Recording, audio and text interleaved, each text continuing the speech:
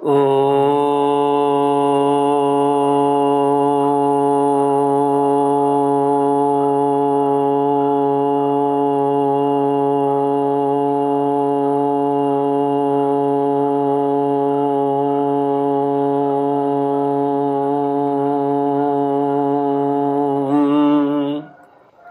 श्री गुरुचरण कमलेभ्यो नमः। श्री गणेशाय नमः। श्री सरस्वत्यै नमः। श्री विष्णवे नमः। श्री कृष्ण गोविंद हरे मुरारे। हे नाथ नारायण वासुदेव। हे नाथ नारायण वासुदेव। हे नाथ नारायण वासुदेव। श्री कृष्ण गोविंद हरे मुरारे। श्री कृष्ण गोविंद हरे मुरारे। हे नाथ नारायण वासुदेव। ओम नमो भगवते वासुदेवाय। ओम नमो भगवते वासुदेवाय।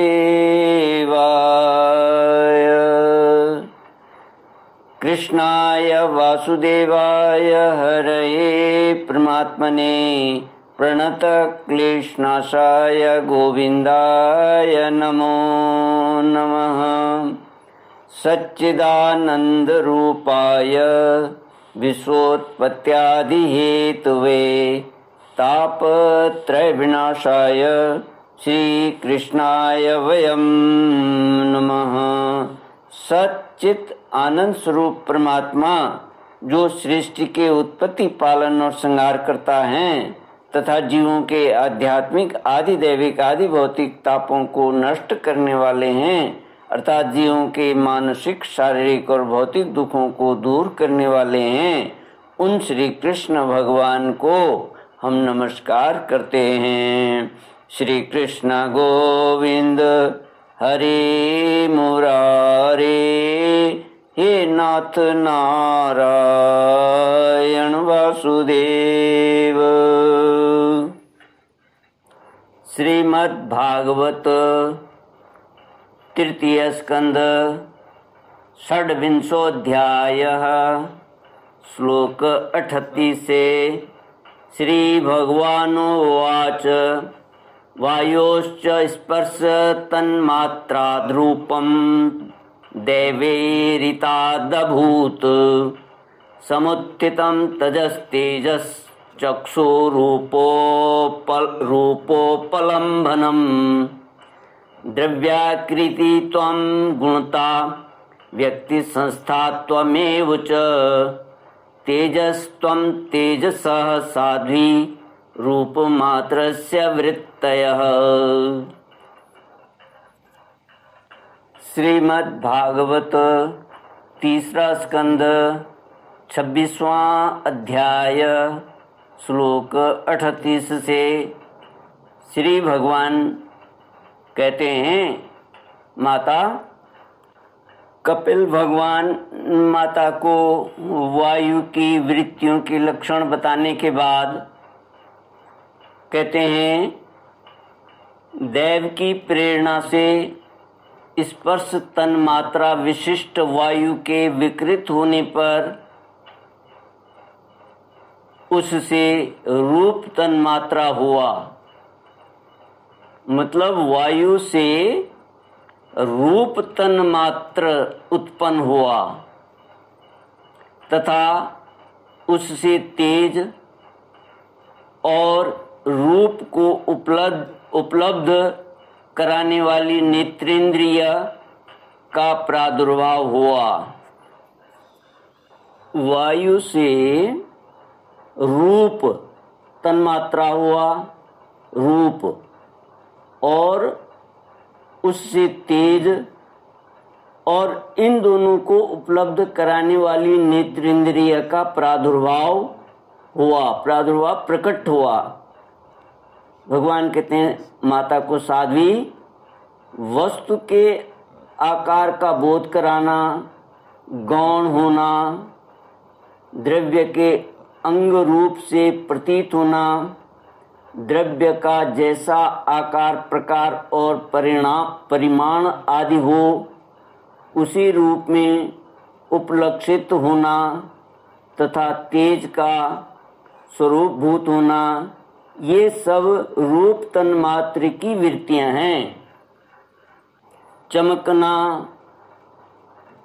पकाना, शीत को दूर करना, सुखाना, भूख प्यास पैदा करना और उनकी निवृत्ति के लिए भोजन एवं जलपान कराना, ये तेज की वृत्तियां हैं। फिर दैव की प्रेरणा से रूप तन्मात्र में तेज के विकृत होने पर उससे रस तन्मात्र हुआ और उससे जल तथा रस को ग्रहण करने वाली रसनेन्द्रियां जिह्वा उत्पन्न हुई। रस अपने शुद्ध स्वरूप में एक ही है, किंतु अन्य भौतिक पदार्थों के संयोग से वह कसैला, मीठा, तीखा, कड़वा, खट्टा और नमकीन आदि कई प्रकार का हो जाता है।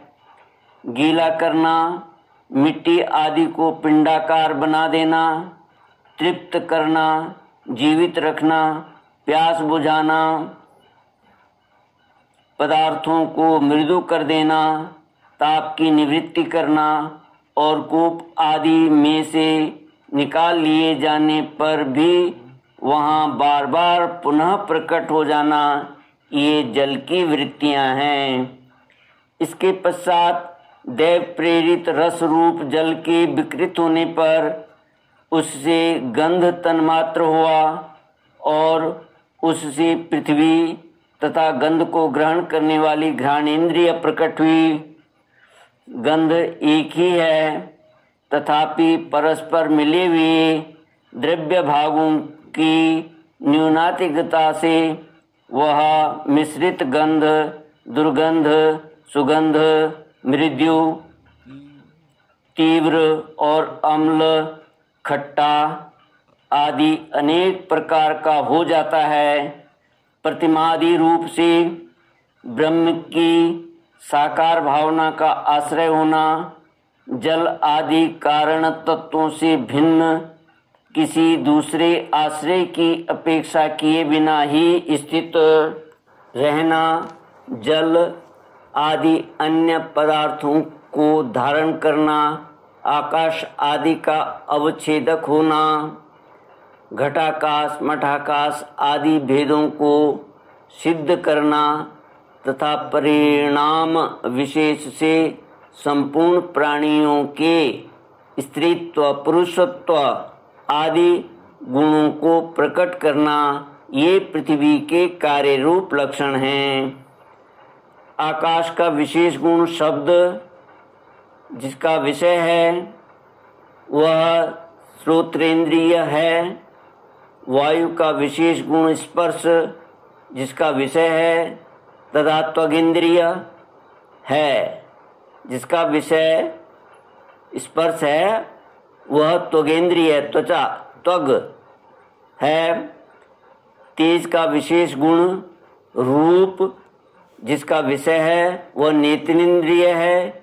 जल का विशेष गुण रस जिसका विषय है वह रसनेन्द्रिय है और पृथ्वी का विशेष गुण गंध जिसका विषय है उसे घ्राणेन्द्रिय कहते हैं। वायु आदि कार्य तत्वों में आकाश आदि कारण तत्वों के रहने से उनके गुण भी अनुगत देखे जाते हैं। इसलिए समस्त महाभूतों के गुण शब्द, स्पर्श, रूप, रस और गंध केवल पृथ्वी में ही पाए जाते हैं।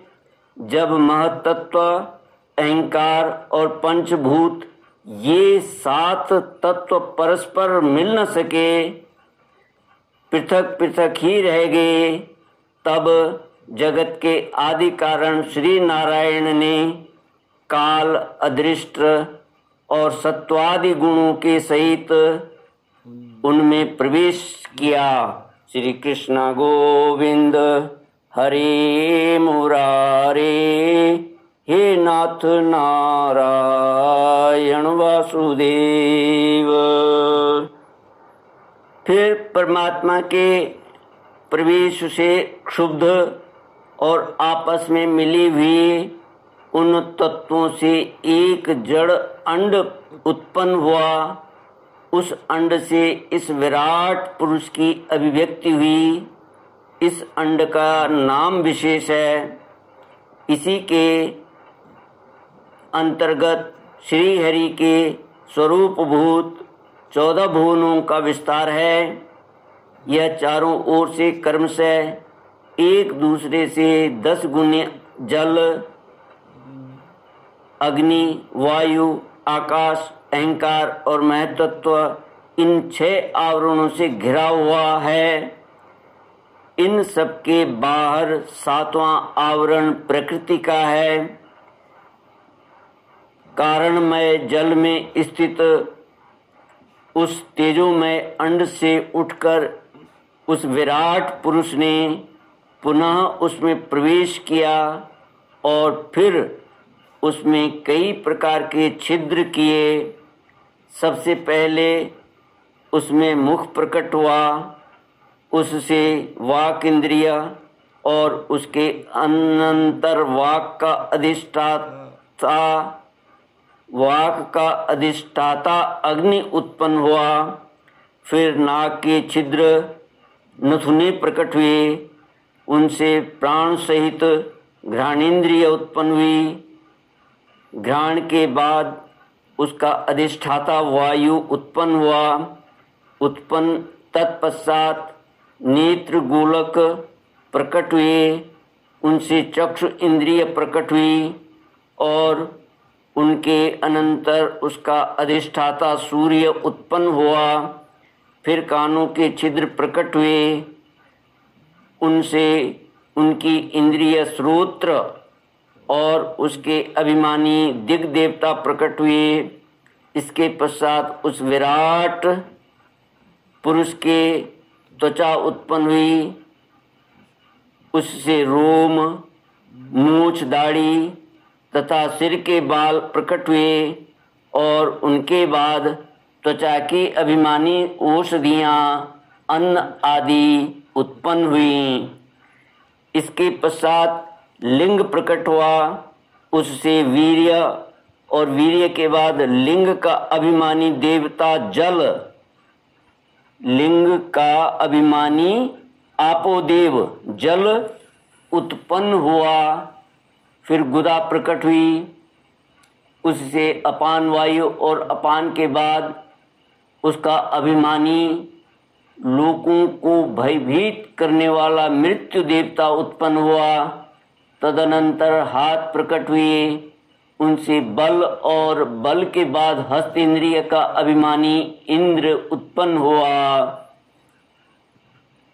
फिर चरण प्रकट हुए, उनसे गति, गमन की क्रिया और फिर पादेंद्रिय का अभिमानी विष्णु देवता उत्पन्न हुआ। इसी प्रकार जब विराट पुरुष के नाड़ियां प्रकट हुई तो उनसे रुधिर उत्पन्न हुआ और उससे नदियां हुईं। फिर उसके उदर पेट प्रकट हुआ, उससे क्षुधा पिपासा की अभिव्यक्ति हुई और फिर उदर का अभिमानी समुद्र देवता उत्पन्न हुआ। तत्पश्चात उसके हृदय प्रकट हुआ, हृदय से मन का प्राकट्य हुआ,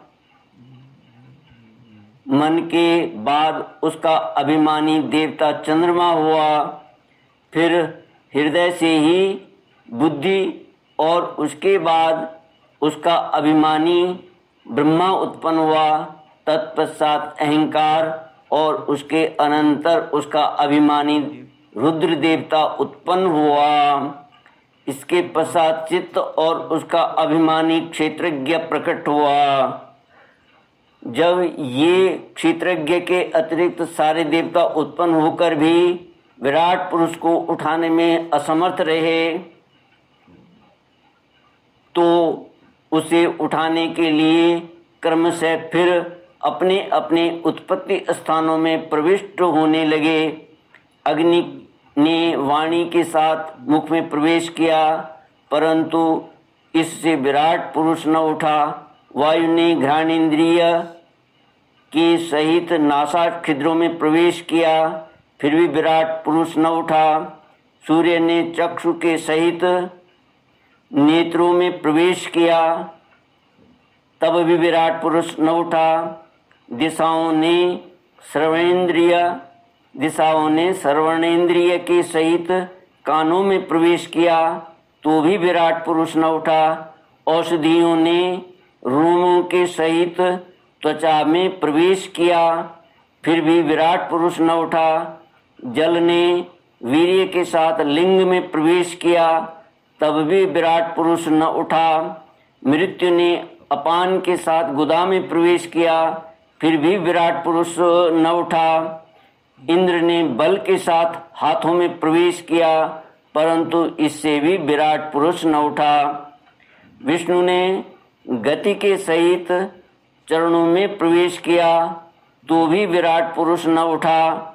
नदियों ने रुधिर के सहित नाड़ियों में प्रवेश किया, तब भी विराट पुरुष न उठा। समुद्र ने क्षुधा पिपासा के सहित उदर में प्रवेश किया, फिर भी विराट पुरुष न उठा। चंद्रमा ने मन के सहित हृदय में प्रवेश किया, तो भी विराट पुरुष न उठा। ब्रह्मा ने बुद्धि के सहित हृदय में प्रवेश किया, तब भी विराट पुरुष न उठा। रुद्र ने अहंकार के सहित उसी हृदय में प्रवेश किया, तो भी विराट पुरुष न उठा। किंतु जब चित्त के अधिष्ठाता क्षेत्रज्ञ ने चित्त के सहित हृदय में प्रवेश किया, तो विराट पुरुष उसी समय जल से उठकर खड़ा हो गया।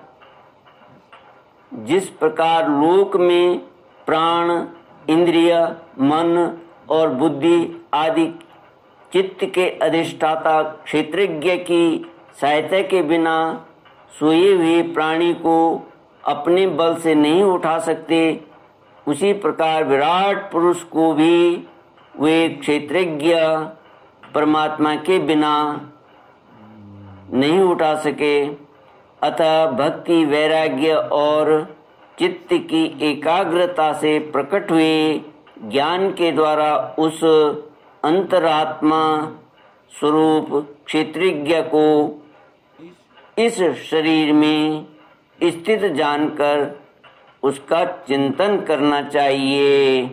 श्री कृष्ण गोविंद हरे मुरारे, हे नाथ नारायण वासुदेव। इति श्रीमद्भागवते महापुराणे पारमहंस्यां संहितायां तृतीय स्कंदे कापिल्येये तत्त्वसमाम्नायी षड्विंशोऽध्याय। ओम पूर्णमद पूर्णमिदं पूर्णात् पूर्णमुदच्यते पूर्णस्य पूर्णमादाय पूर्णमेवावशिष्यते। ओम शांति शांति शांति। हरि ओम। श्री गुरुभ्यो नमः। हरि